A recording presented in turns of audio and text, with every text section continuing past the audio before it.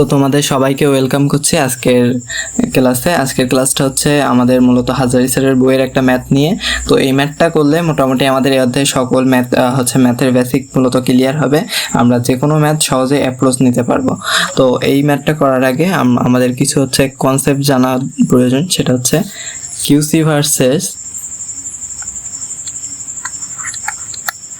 Versus কেসি।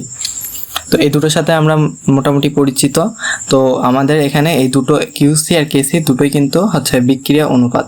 তো কেসিটা হচ্ছে আমাদের একটা বিশেষ বিক্রিয়া অনুপাত, যেটাকে বলা হয় হচ্ছে সাম্য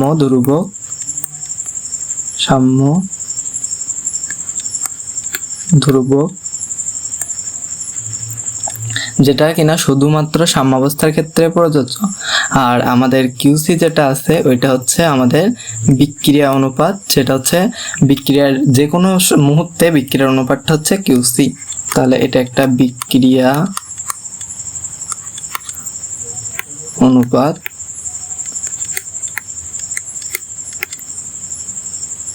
যে কোনো সময়ের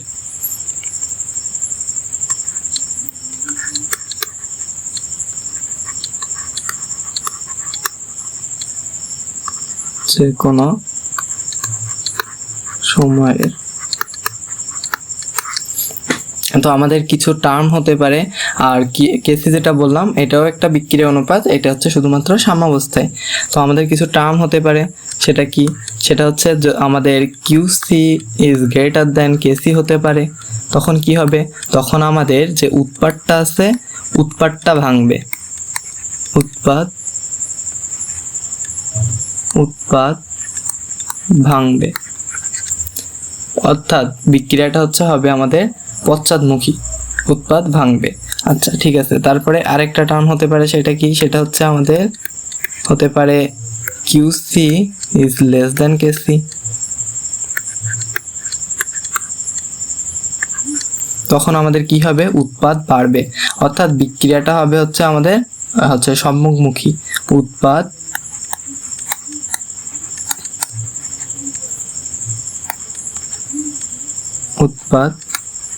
বাড়বে, অর্থাৎ বিক্রিয়াটা হবে আমাদের সম্মুখমুখী।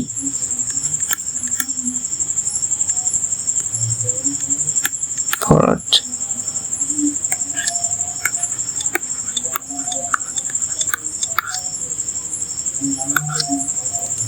আর যদি কিউসি আমাদের কেসির থেকে বড় হয়, তাহলে উৎপাদ ভাঙবে, অর্থাৎ ব্যাকওয়ার্ড রিঅ্যাকশন হবে আমাদের। আবার যখন আমাদের কিউসি লেস দ্যান কেসি হবে, তখন আমাদের উৎপাদ বাড়বে, অর্থাৎ ফরওয়ার্ড রিঅ্যাকশন হবে, সম্মুখমুখী বিক্রিয়া হবে। তো আরেকটা টার্ম হতে পারে, সেটা আমাদের QC is equals to KC. তখন কি হবে? তখন আমাদের বিক্রিয়াটা সাম্যাবস্থায় থাকবে,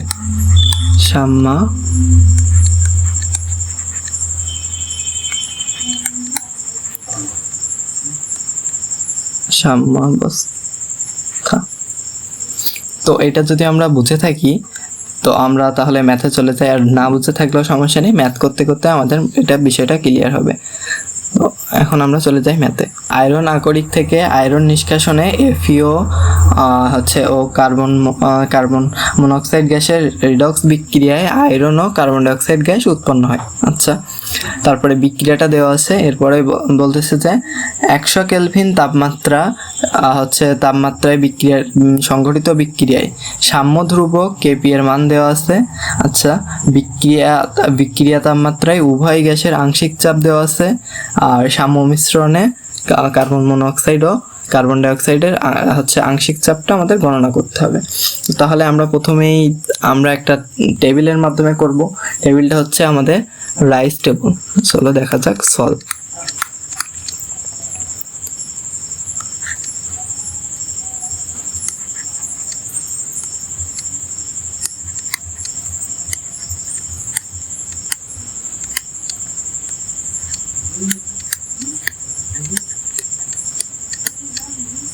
রাইস টেবল। আরতে কি? আরতে রিয়াকশন, আর আইতে ইনিশিয়াল অবস্থা, আর সিতে চেঞ্জ, আর ইতে আমাদের যে সাম্যাবস্থা।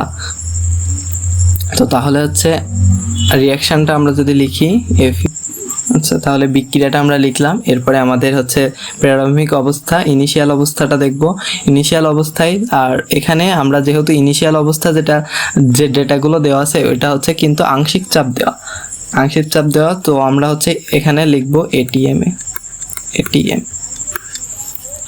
তাহলে ইনিশিয়াল অবস্থায় এখানে যে আমাদের দেখতে পাচ্ছ যে এফইওটা আছে এটা কিন্তু সলিড। তো আমাদের এই যে ম্যাথগুলোতে আমাদের কিন্তু এই যে সলিডটার হচ্ছে আংশিক চাপ 1 ধরা হয়, তো এটা লেখা লাগবে না, আমরা এটা হচ্ছে ম্যাথের ধরার মধ্যে আনবো না।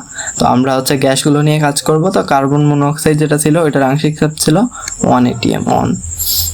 আর হচ্ছে এখানে অন পাশে আর অন এটিএম লেখা লাগতেছে না, কারণ আমরা আগেই লিখে দিয়েছি যে এটা এটিএম এ আমরা প্রকাশ করব। আচ্ছা, তাহলে এখানে যে ফেরাসটা আছে এটাও কিন্তু হচ্ছে সলিড, তাহলে এটাও আমাদের লেখা লাগবে না। আর কার্বন ডাইঅক্সাইডের আংশিক চাপটা দেওয়া আছে হচ্ছে 0.5। আচ্ছা, এখন এরপরে যে আমাদের চেঞ্জ দুইভাবে হতে পারে।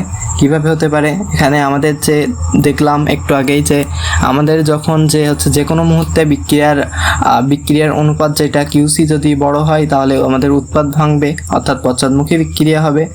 আবার হচ্ছে আমাদের যে কিউসিটা যদি ছোট হয় কেসি এর থেকে তাহলে কিন্তু উৎপাদ বাড়বে, অর্থাৎ হচ্ছে আমাদের ফরওয়ার্ড রিঅ্যাকশন হবে।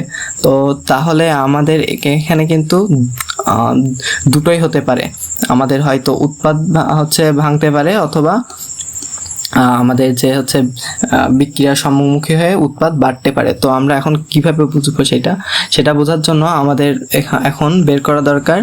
আমাদের কেপি যেহেতু দেওয়া আছে, আমরা এবার কিউসিটা বের করব। QC equal to partial pressure of উৎপাদ কি ছিল? পার্শিয়াল প্রেসার অফ উৎপাদ ছিল হচ্ছে আমাদের কার্বন ডাইঅক্সাইড, তাহলে পি অফ CO2।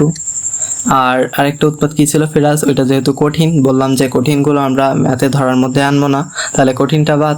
আচ্ছা, তাহলে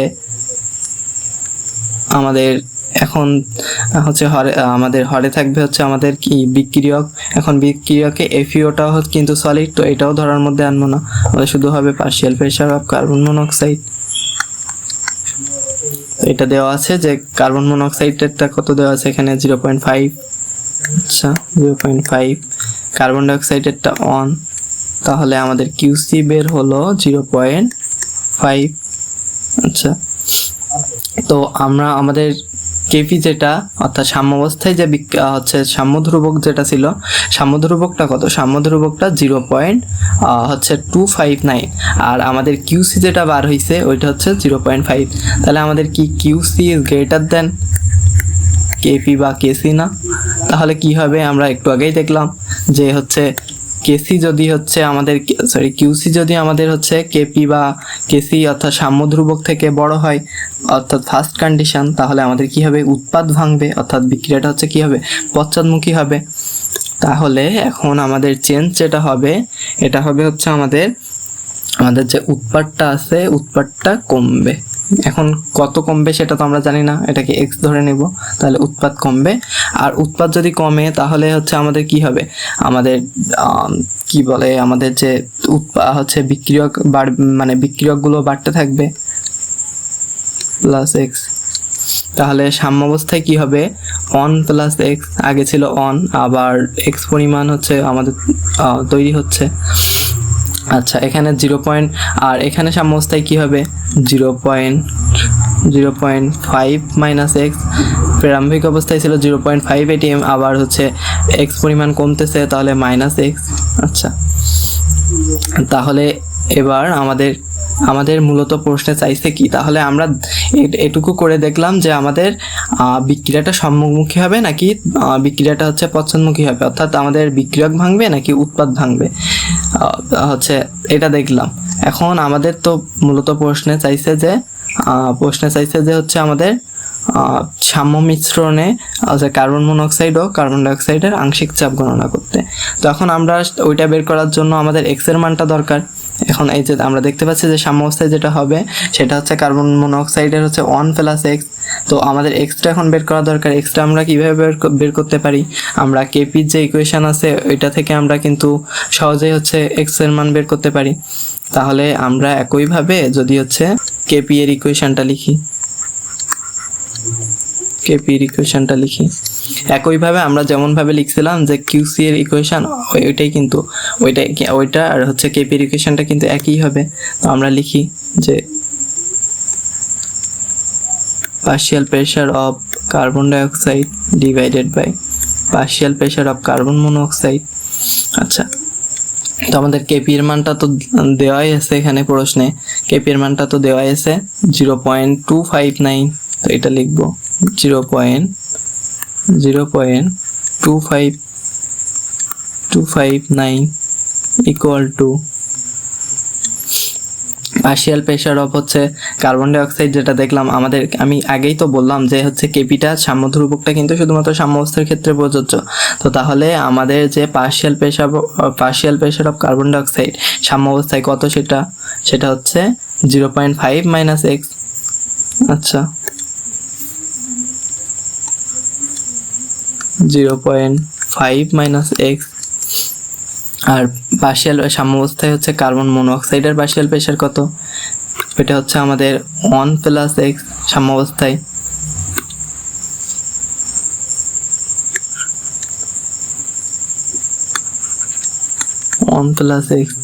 তাহলে আমাদের এই যে ইকুয়েশনটা দাঁড়ালো, এটা যদি আমরা সলভ করি, আমরা ডিরেক্ট এটা ক্যালকুলেটরে সলভ করব। তো আমরা যদি এটা ক্যালকুলেটরে সলভ করি তাহলে আমাদের এক্স এর মান যেটা ওইটা বের হবে হচ্ছে আমাদের 0.1914।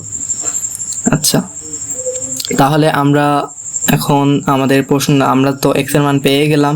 তাহলে এখন আমাদের প্রশ্নে চাইছিল যে আমাদের যে সাম্য মিশ্রণে হচ্ছে কার্বন মনোঅক্সাইড ও কার্বন ডাইঅক্সাইডের আংশিক চাপ গণনা করো।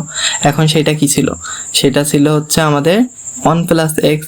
তাহলে আমি এখানে লিখব যে সাম্য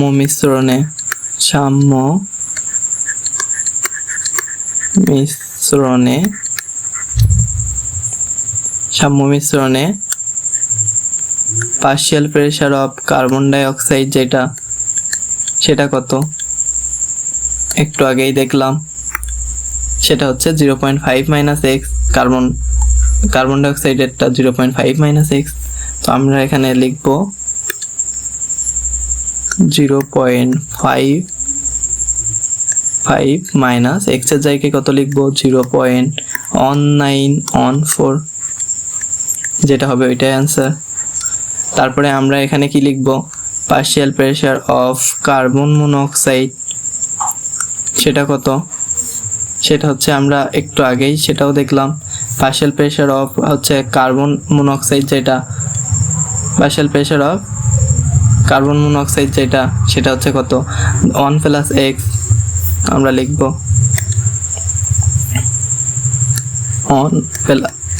1 প্লাস 0.1914 এক্স এর মান যেটা সেটা বসিয়ে দিলাম, যেটা হবে এটা আনসার।